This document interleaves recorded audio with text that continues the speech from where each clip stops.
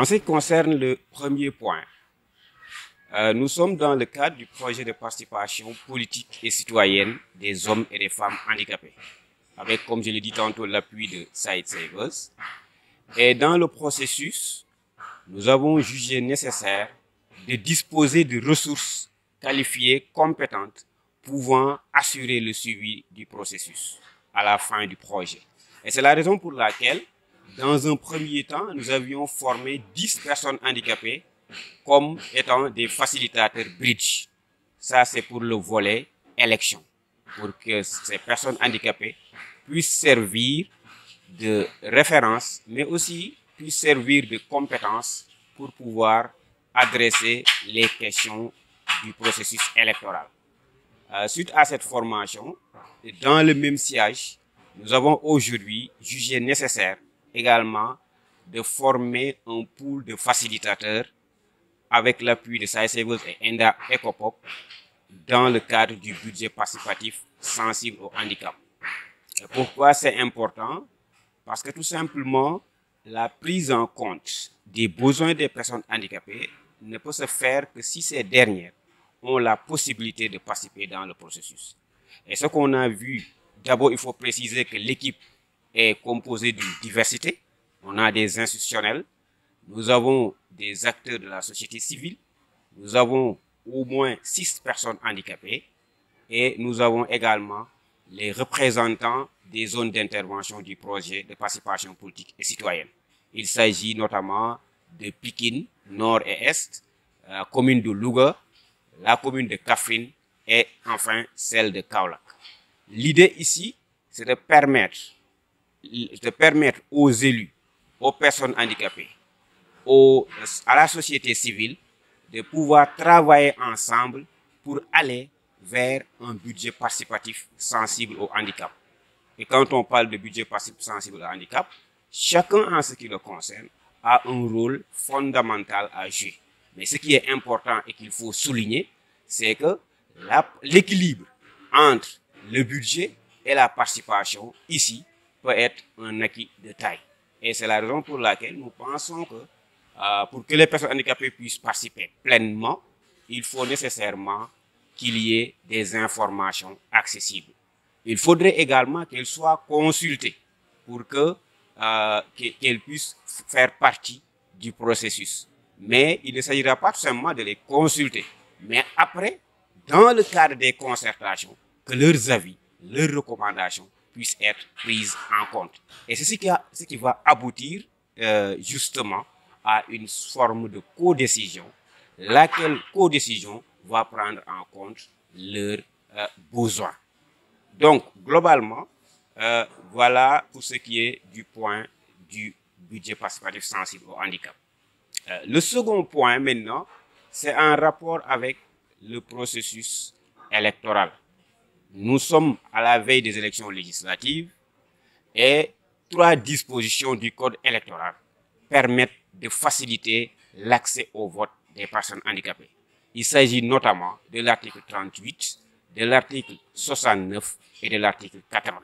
En résumé, ces articles permettent aux personnes handicapées de ne pas faire la queue pendant le vote. L'autre chose, c'est qu'elles disposent de la possibilité d'être accompagnées, d'être assistées depuis l'arrivée dans le lieu de vote jusqu'au vote en tant que tel. Et le troisième point, non moins important, c'est que désormais, les personnes handicapées ont la possibilité de voter dans le lieu de vote dans lequel elles sont régulièrement inscrites. Et elles ont donc la possibilité de voter dans le bureau qui leur est le plus accessible. Nous avons jugé que c'est des innovations majeures. Seulement, le bémol, c'est que il y a certaines personnes sont réfractaires à l'application de ces innovations. Et nous avons des témoignages un peu partout du territoire qui nous disent, par exemple, que une personne handicapée, par exemple, dans le Nioro, n'a pas pu voter pendant les élections locales dernières parce que tout simplement, son bureau était inaccessible et le responsable du bureau de vote ne lui a pas permis de voter dans un autre bureau.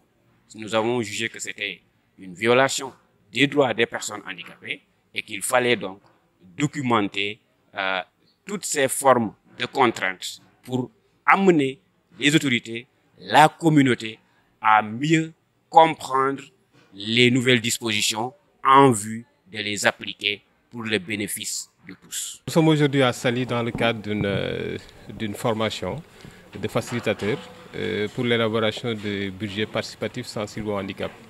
Cette formation vient en appui aux interventions que nous menons dans le cadre d'un projet qui est en train d'être mis en œuvre par SAIC Savers en collaboration avec la Fédération sénégalaise des associations de personnes handicapées, mais également en collaboration du ministère de tutelle, le ministère de la Santé et de l'Action sociale et sa direction générale de l'action sociale.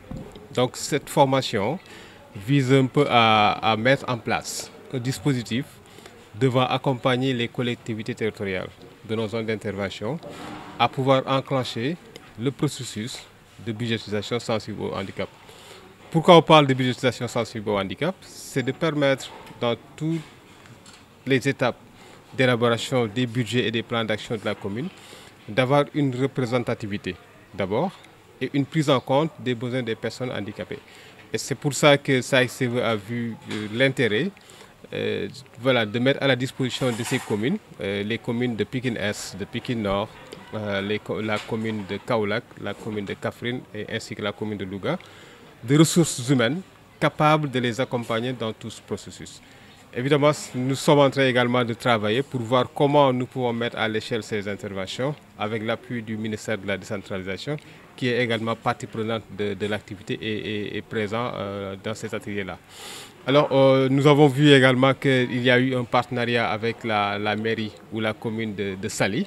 C'était effectivement pour leur permettre d'avoir une idée de comment on élabore le budget participatif sensible au handicap et de pouvoir peut-être piloter cette intervention à Saly pour faire bénéficier de ces interventions-là toutes les personnes handicapées vivant dans cette commune-là.